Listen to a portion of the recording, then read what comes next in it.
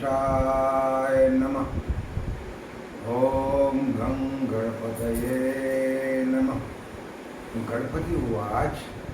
Astrology से मैं professor doctor A.K. Choubey एक बार पुनः आप सब मित्रों का अपने इस YouTube चैनल पर हार्दिक स्वागत और अभिनंदन करता हूँ।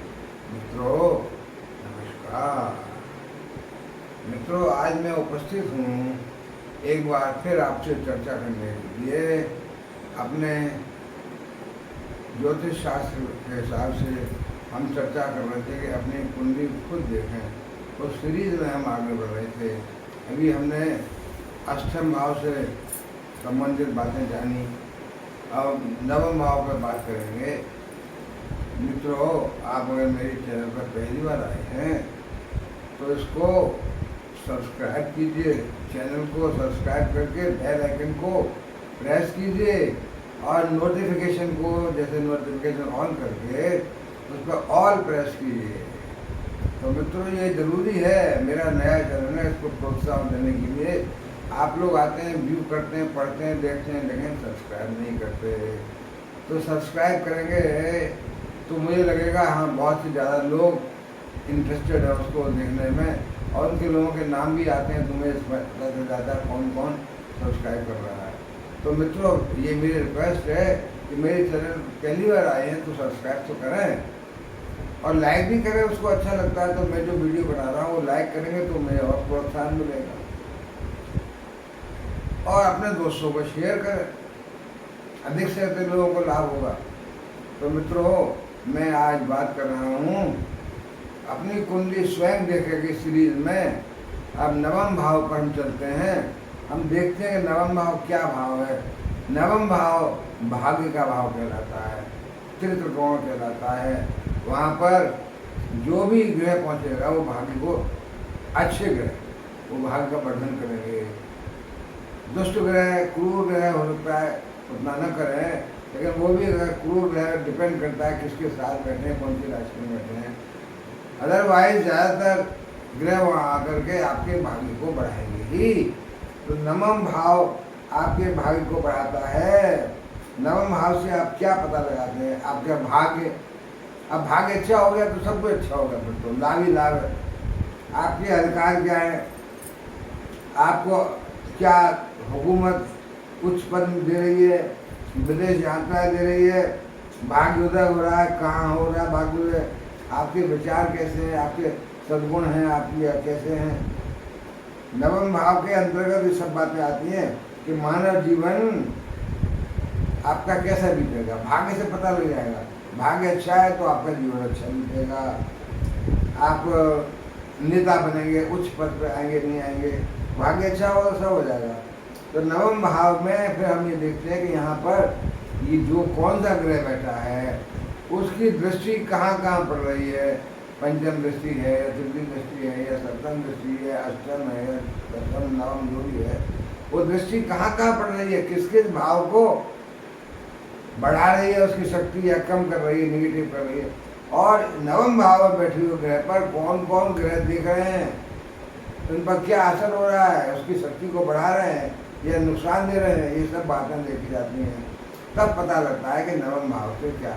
इसके अलावा ये तो जनरल बात है, आपकी अपनी जन्म कुंडली में नवम भाव में कौन सा ग्रह बैठा था और उस पर क्या दृष्टि पड़ रही थी, कब। अब गोचर में कौन सा बैठा है वो भी देखें आप नवम में, तो उसका फल क्या है। और आपकी जन्म कुंडली में कौन सा था वो देखें। तो अभी तो आप अपनी जन्म कुंडली निकाल लीजिए और देखिए कि आपके नवम भाव में कौन सी राशि है। अगर मेष राशि है तो इस जातक जो है नवम भाव में मेष राशि होती है, वो व्यक्ति सौभाग्यशाली होता है। मेष राशि मंगल की राशि है। मंगल की राशि अगर नवम भाव में अभी तो मंगल का असर आएगा तो ऐसा व्यक्ति सौभाग्यशाली होता है। वो विवेकी पुरुष होता है, ज्ञानवान होता है और सोच विचार कर हर काम करता है। बोलता है तो सोच विचार कर बोलता है, ऐसे नहीं चाहिए मुँह से बात निकाल दी। ऐसा मनुष्य बहुत प्रगतिशील होता है और प्रगति करता है, क्योंकि भाग्य उसका अच्छा होगा, भाग्य अच्छा होगा तो प्रगति करेगा। ऐसा व्यक्ति धार्मिक कृत्यों में भी लाभ उठाता है। मकान बनवाने, खरीदने, बेचने से भी ये लाभ पाता है। तो ऐसा व्यक्ति मेष राशि होने पर सब अच्छा ही रहता है, ज़्यादातर अच्छा ही रहता है।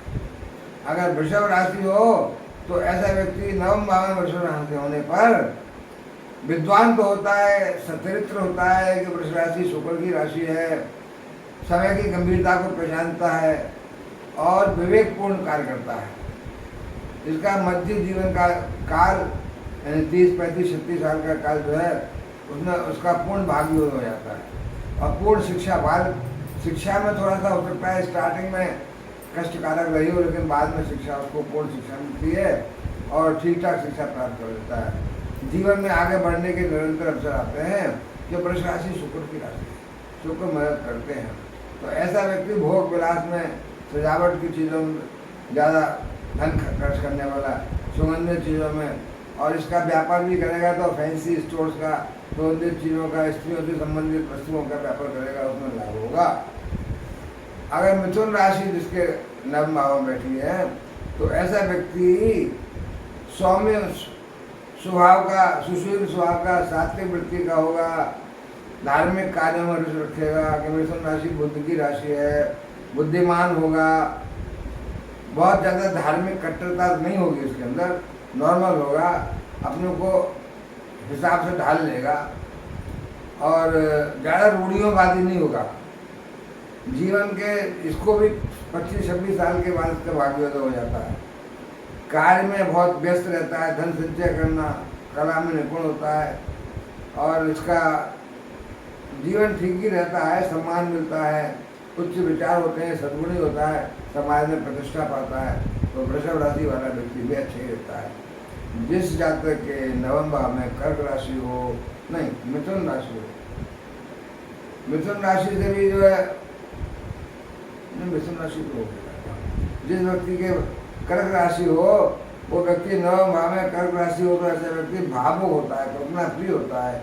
ये जातक एक सफल शिक्षक, कलाकार, कीर्तन का असर आता है, प्रकाशक या लेखक हो सकता है।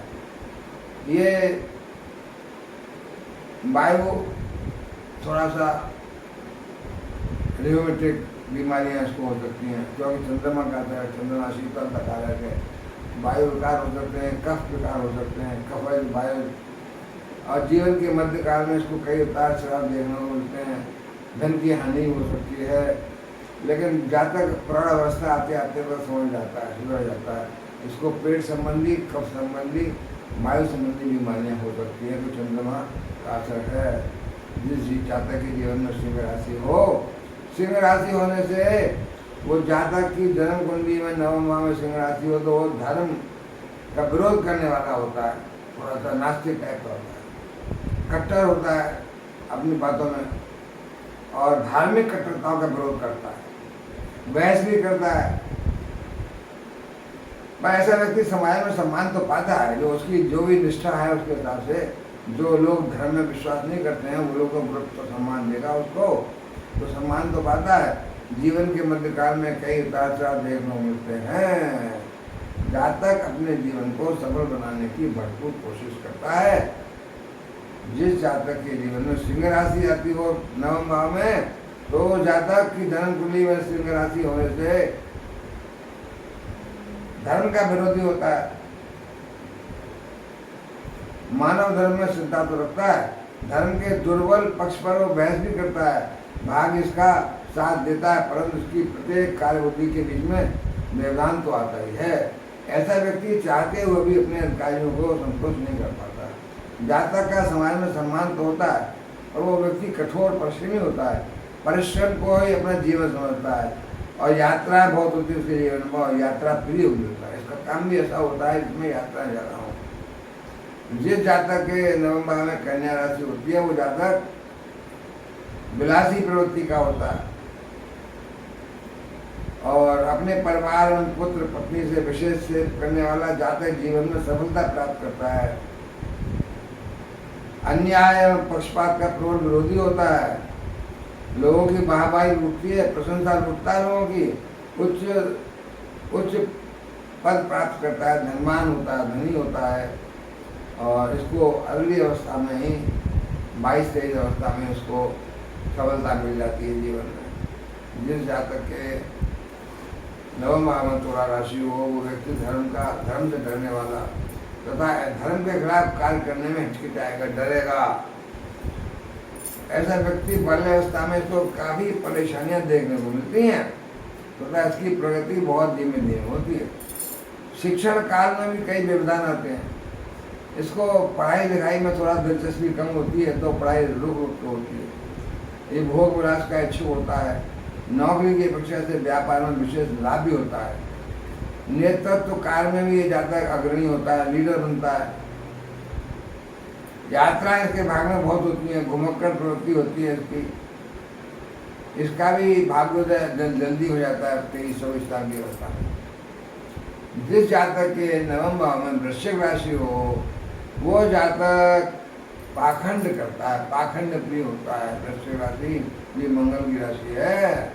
वो दिखावा बहुत करता है, मतलब धर्म का दिखावा करेगा, पाखंड का। सजावट बहुत करेगा, उथल पुथल जीवन में इसके बहुत रहती हैं। इसको भी आजीविका के लिए बड़ी मेहनत करनी पड़ती है। ये जातक सेल्फ मेड होता है, इसको कोई सपोर्ट नहीं मिलती है।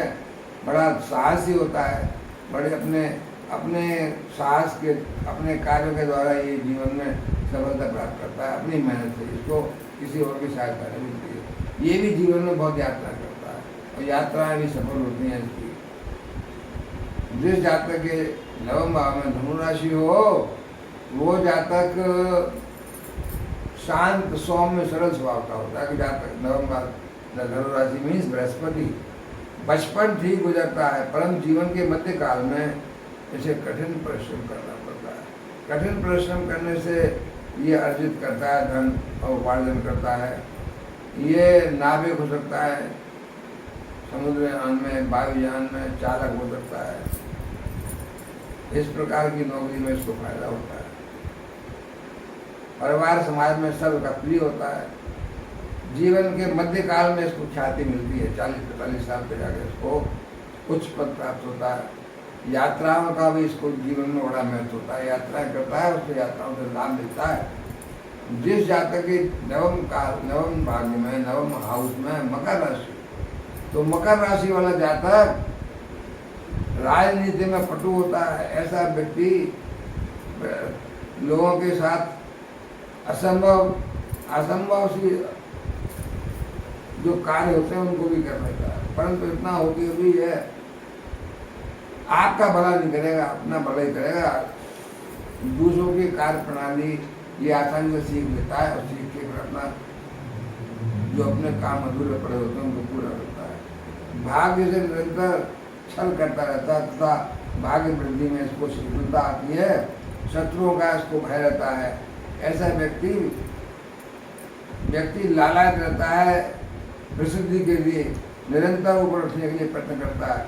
नेतृत्व की इसमें क्षमता तो होती है और लीडरशिप में कोशिश भी करता है, पर इसको टाइम लगता है। ये जीवन के उत्तरार्ध में जाकर के यानी प्रौढ़ावस्था के बाद सफल हो पाता है। जिस जातक के नवम भाव में कुंभ राशि हो, वो जातक कुंभ राशि की वजह से बाल्यावस्था में घोर कष्ट पाता है। कुंभ राशि शनिदेव की राशि है, मगर भी शनिदेव की राशि है। इधर से उधर भटकता रहता है, शिक्षा के लिए जगह जगह ठोकर खाता है। मंद बुद्धि, पढ़ाई लिखाई में कमजोर, धनार्जन के लिए बड़ी मेहनत करनी पड़ती है और इसको 28-30 साल में जाकर के सफलता मिलती है। यात्राओं का ये भी शौकीन होता है। आजीविका के लिए इसको यात्राएं करनी पड़ती हैं। इसका काम यात्राओं से संबंधित हो रहा है। जीवन के मध्य काल में करीब 40-45 साल में जाकर इसको सफलता मिलती है और ये सेटल हो पाता है। जिस जातक के नवम भाव में मीन राशि हो, मीन राशि वाला जातक सब सफलताएं प्राप्त करता है। इसमें बृहस्पति की राशि है। धार्मिक कार्यों में जातक रुचि लेता है, नौकरी में उन्नति करता है, व्यापार में से पीली धातुओं का व्यापार करे तो सफलता मिलती है। जो बृहस्पति की राशि है, पीली धातुओं का व्यापार करे, सोने का व्यापार करे या पीली चीजों का, और सुंदर कपड़ों का पहनने का बड़ा शौकीन होता है। इसको भी 25-26 साल में जाकर के सफलता मिलती है। ऐसा जातक नम्र होता है, कुलीन होता है और परिवार में इसको सब लोग चाहते हैं, सबका चाहता होता है। अब मैं देखता हूँ ये तो राशियाँ हो गई, अब प्लैनेट्स नवम भाव में कौन कौन प्लैनेट और कहाँ कौन से हो सकते हैं। अगर नवम भाव में सूर्य बैठे हों, सूर्य के बैठने से जातक क्या होगा, सूर्य जगह बैठा है तो मध्यम कद का होगा, वो नाटा होगा, उभरा बक्षस्थल होगा, उन्नत ललाट होगा, सुंदर नेत्रमाला होगा, हंसमुख होगा। ऐसे व्यक्ति परिवार में स्नेह रखने वाला होता है, नवीन विचारों का खोज करता रहता है। सूर्य की दृष्टि से पराक्रम स्थान पर रहती है, अतः सूर्य की दृष्टि, अतः जातक साहसी एवं परिश्रमी होता है, श्रम की महत्ता समझता है, बाल्यावस्था सुगत नहीं की जा सकती, शिक्षा एवं आजीविका के लिए से निरंतर संघर्ष करना पड़ता है। मध्यकाल एवं वृद्धावस्था की सफल रहती है, यात्राओं का योग प्रबल होता है और जीवन के 25वें वर्ष में अगर इसका भाग्योदय होता है। इसमें लीडरशिप की क्षमता तो होती है सूर्य की वजह से, और जिस जातक के नवम भाव में चंद्र बैठे हों तो चंद्र होने से ये स्थिति अनुकूल मानी गई है। जो नवम भाव में चंद्रमा होता है वो व्यक्ति भी सेल्फ मेड होता है, भाग्य निरंतर इसका साथ देता है, इसलिए सेल्फ मेड तरक्की कर जाता है। संघर्षों से जीवन प्रतीत होता है और संघर्षों में लड़ते लड़ते ये अपने जीवन को उत्थान करते हैं। विपरीत से विपरीत परिस्थितियों में भी ये अपने को संभाल लेते हैं और अपने को संभाल के अपना समय के अनुसार कदम उठाते हैं, जिससे इनको सफलता मिल जाती है। ऐसा व्यक्ति शत्रुहंता भी होता है, विपक्षी उसके सामने टिक नहीं पाते, बहस में और लीडरशिप में सब में बड़ा निपुण होता है, यात्राओं का योग उसके जीवन में रहता है। ऐसे व्यक्ति चंद्र की वजह से राजनीति के क्षेत्र में सफलता प्राप्त करते हैं, धनवान होते हैं, विनम्र होते हैं और विपक्षी इनका लोहा मानते हैं। मंगल की उपस्थिति होने से नवम भाव में क्या होगा, ये ऐसा व्यक्ति नव मंगल की वजह से साहसी होगा, कर्मठ होगा, परिश्रम में विश्वास करने वाला होगा, निरंतर उन्नति को अग्रसर करने वाला होगा। यदि मंगल के साथ कोई शत्रु बैठा हो तो फिर तो विरोधाभास आ जाएगा, लेकिन भाग्य इसको फिर तब छल करने लगेगा इसके साथ, तथा प्रारंभिक वर्षों में दुख प्रदान करेगा। आजीविका के लिए ऐसा जातक कठोर श्रम करता है। मंगल मकर का हो, मकर राशि में बैठा हो और सुग्रही हो तो जातक की भागी वृद्धि में सहायक करता है।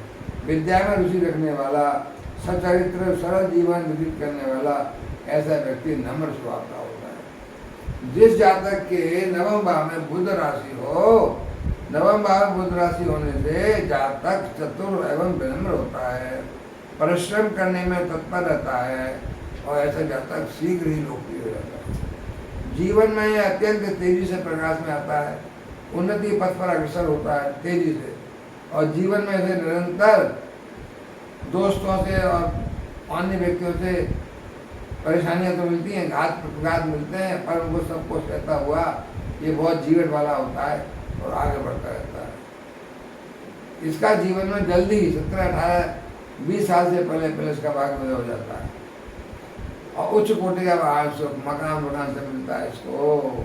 पारिवारिक जीवन इसका सुखद कहा जा सकता है। जिस जातक के नवम भाव में बृहस्पति हो, नवम भाव में बृहस्पति होने से ये स्थिति अत्यंत शुभ मानी गई है कि नवम भाव भाग्य का भाव, काल पुरुष की कुंडली में नवम भाव बृहस्पति का ही भाव है, धनु राशि, तो बृहस्पति का भाव होने से बृहस्पति की उपस्थिति तो अति शुभ मानी जाएगी और जातक को सब कुछ मिलेगा, भाग्योदय होगा। ऐसा जातक फिर राजनीति में भी पूर्ण सफल होगा, व्यापार में भी सफल होगा, और अगर नौकरी करता है तो नौकरी में भी उच्च पद पाएगा, अपनी पोजीशन जहाँ अपना विभाग का हेड बनेगा, नेतृत्व तो करेगा।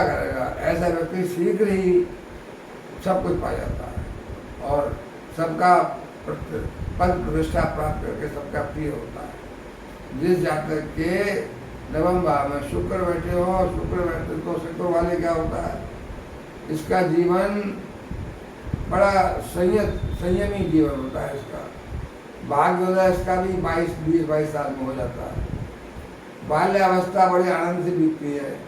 परिश्रम के बल पर ही अपने दुर्भाग्य को सौभाग्य में बदल देता है। जीवन में खूब यात्राएं भी करता है।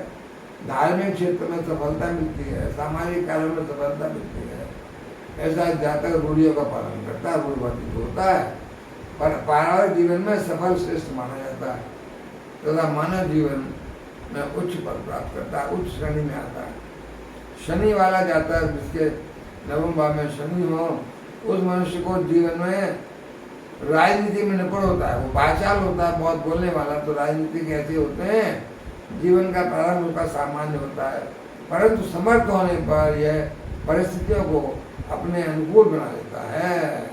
इसके जीवन में उत्थान के बार बार अवसर आते हैं, उसके हिसाब से अपने को जीवन को उठाता है। शनि का जीवन, शनि का प्रभाव शनि है, स्लो है, तो उसके जीवन में उत्थान तो आते हैं लेकिन स्लो गति से। श्रम का मूल्य समझता है और श्रम करता है, श्रम के बल पर ये सब कुछ प्राप्त कर लेता है। जिस जातक के नवम भाव में राहु हो, तो राहु की तो शनि व्रती होता है, भाग्यवर्धक है राहु। नवम भाव भाग्य का भाव है, तो राहु की से भाग्य तो बढ़ता है। अपने अधिकारों की प्राप्ति के लिए प्रयत्न करता है और इसको अधिकार मिल जाते हैं। ये इसको जो ऑर्डर मिलते हैं अपने अफसरों से, उनका भी ये कठोरता से पालन करता है। जिस जातक के नवम भाव में केतु बैठे हों, तो केतु वाला जातक निश्चय ही राजनीतिक क्षेत्र में घुसेगा और सफलता भी प्राप्त करेगा। जीवन के मध्याह्न काल में ऐसा व्यक्ति प्रखर रूप से शाइन करता है, चमकता है। इस जातक में ये विशेषता होती है कि विपरीत परिस्थितियों में ही यह उभरता है, चमकता है, प्रसिद्धि प्राप्त करता है। भाग्य जीवन में निरंतर उत्थान पतन देता है, परंतु फिर भी यह व्यक्ति अपने लक्ष्य को छोड़ता नहीं, अपने लक्ष्य को पाने के लिए निरंतर लगा रहता है और विरोधियों के विरोध करने के बावजूद भी ये सफलता प्राप्त करके अपना अचीव जो चाहता करना अचीव कर लेता है। तो ऐसे जातक बड़े जीवन वाले होते हैं और समाज में प्रसिद्धि पाते हैं। तो मित्रों, नवम भाव के बारे में मैं आज बता चुका आपको, कौन राशि होनी चाहिए, कौन ग्रह होने से क्या होता है। अब मैं यही विश्राम लूँगा, आगे जब मालूंगा तो अगली चर्चा करूँगा। नमस्कार।